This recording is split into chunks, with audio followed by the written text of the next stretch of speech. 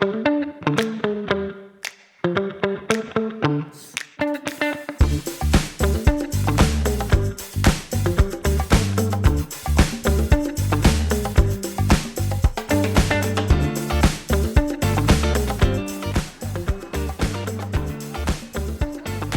crois que si j'ai vraiment une question santé, il y a un moment où je vais demander à ChatGPT.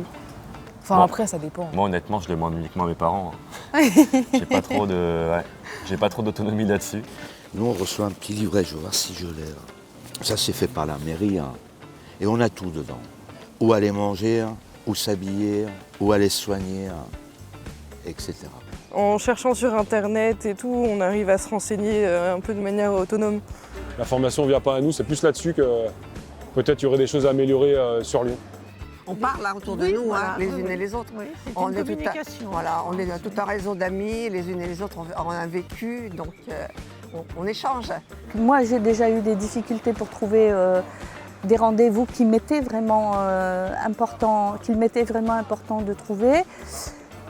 Et je suis une favorisée dans le sens où je suis capable de m'exprimer, capable d'itérer et de demander les choses. Il y a beaucoup de gens qui ne sont pas capables. Voilà.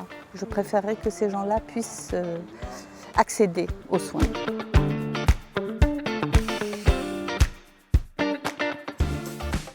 La littératie en santé, c'est les capacités pour une personne de pouvoir comprendre les questions de santé et de maladie, de pouvoir comprendre particulièrement les questions qui les concernent. Et ça inclut aussi leur capacité à se repérer dans le système de soins et de donc trouver les bons interlocuteurs au moment où ils en ont besoin. Les personnes que j'accompagne, avant de venir me voir, ont fait un parcours inutile d'institution en institution pour avoir une réponse. Et ça, c'est dû à deux choses. Déjà parce que les institutions elles-mêmes n'ont pas forcément la réponse tellement ce système de santé est complexe. Et c'est dû aussi au manque de moyens de toutes ces institutions qui font que vous n'y avez pas accès. Comment se fait-il aujourd'hui que la plupart d'entre nous ne comprenons pas ou ne connaissons pas ce système de santé ?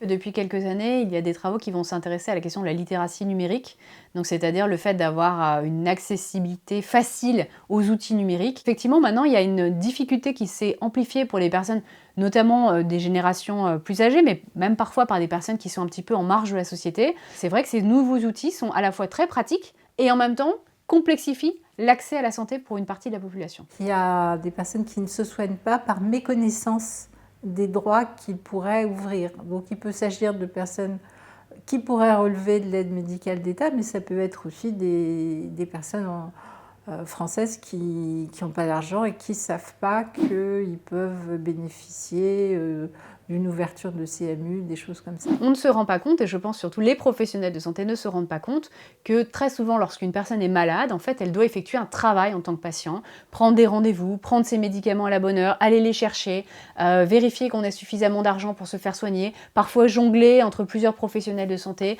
bien comprendre les ordonnances, tout ça. Et ça, c'est un vrai travail pour le patient, et un patient qui a des difficultés physiques, mentales, économiques, culturelles, etc., ne peut pas remplir ce travail de patient et donc il lui faut effectivement une aide.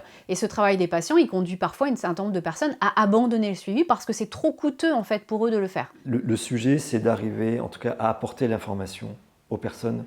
Et là, c'est vraiment, on voit bien que les acteurs de proximité qui sont dans la relation avec les usagers, c'est eux qui arrivent à faire la médiation nécessaire entre des personnes qui sont perdues et le système de santé dans sa complexité. Nos collectivités, nos administrations, la multiplicité d'acteurs rend les choses également complexes.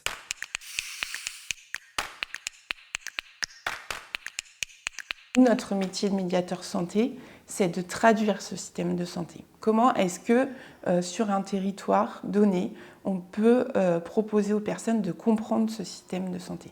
L'un ne va pas sans l'autre. Puisque la santé, c'est intime, ça nécessite un pouvoir d'agir personnel et ce pouvoir d'agir, il commence par la connaissance. On s'est bien rendu compte que c'est une interaction, c'est-à-dire qu'on sait qu'un certain nombre de médecins utilisent un jargon, parfois un jargon incompréhensible, et donc si le médecin ne fait pas d'efforts pour utiliser des mots compréhensibles, on ne peut pas renvoyer ça à la soi-disant incompétence du patient qui n'a pas fait d'études de médecine. Et donc il est vraiment important aujourd'hui de penser la littératie en santé dans une interaction avec le système de santé qui a sa part à faire par rapport à ça.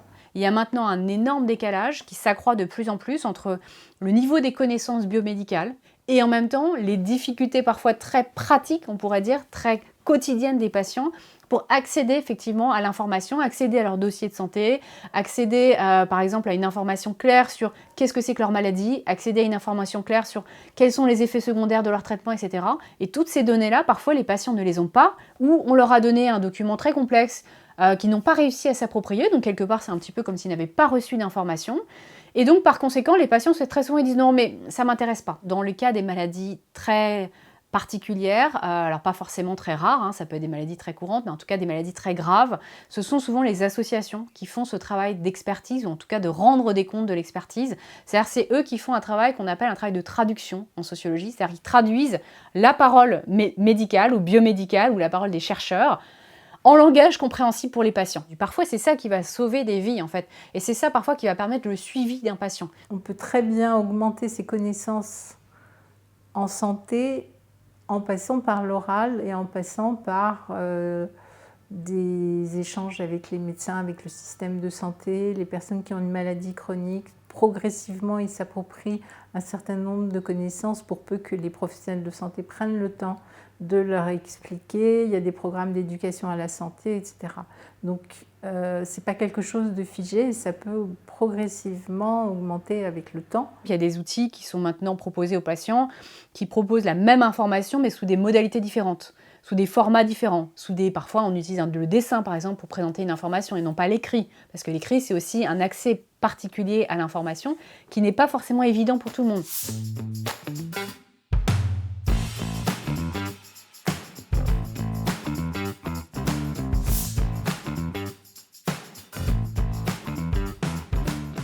Il y a 10 ans, on ne parlait jamais de compétences psychosociales. Maintenant, nous, dans nos appels à projets, c'est vraiment un axe fort, puisqu'on s'est rendu compte que l'objectif, c'est vraiment ça, de rendre acteurs les gens de leur propre santé. Et pour ça, on a besoin qu'ils aient confiance en eux, qu'ils aient des connaissances et des compétences. Nous, on travaille beaucoup l'axe de l'impact de la publicité, de notre société d'hyperconsommation.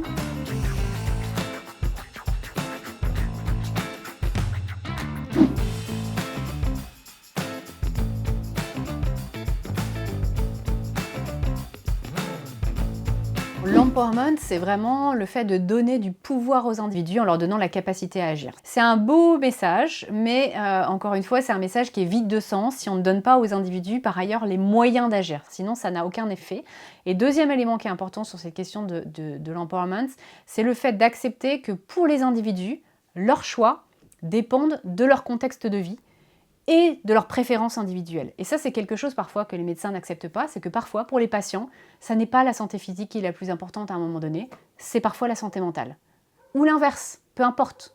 Ou parfois, c'est pas la santé, parce qu'à ce moment-là, dans leur vie, c'est autre chose qui est important.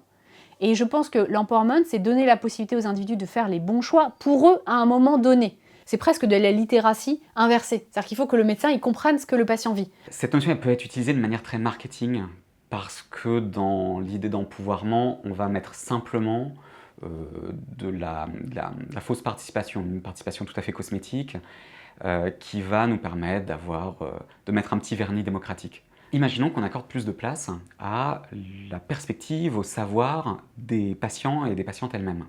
Et là, ça peut être à toutes les échelles, ça peut être dans le rapport de soins direct, où peut-être on va beaucoup plus souligner l'autonomie des patients, les mettre peut-être en responsabilité dans la mise en place des gestes de soins. Ça peut être dans l'organisation d'une structure collective, dans l'organisation d'un hôpital, d'un service. Ça peut être dans la définition des programmes de recherche. Donc là, on a des patients qui jouent un rôle très actif. Il y a une forme d'empouvoirment. Être patient, c'est plus simplement être victime passive de sa maladie, plus du tout. C'est non seulement travailler à se rapproprier son corps, sa maladie, vivre avec, mais c'est aussi travailler à se rapproprier le système de soins qui prend en charge cette maladie. Aujourd'hui, il y a un essor énorme des maladies chroniques et en fait, notre système médical qui répond par des médicaments uniquement il répond très mal. Et modifier les comportements des gens, c'est pas juste en leur disant il faut faire autrement que ça marche. Donc c'est déjà de prendre le temps de construire une relation de qualité. Et construire une relation de qualité, ça demande de prendre le temps. Ça demande de prendre le temps d'écouter les gens. Et puis ça demande ensuite dans une autre posture qui est où on va pas leur dire forcément il faut faire ci, il faut faire ça. C'est leur dire voilà les grandes directions qu'il faut prendre. Maintenant, vous, avec votre vie, avec vos contraintes, comment vous pensez que ce serait possible de faire autrement?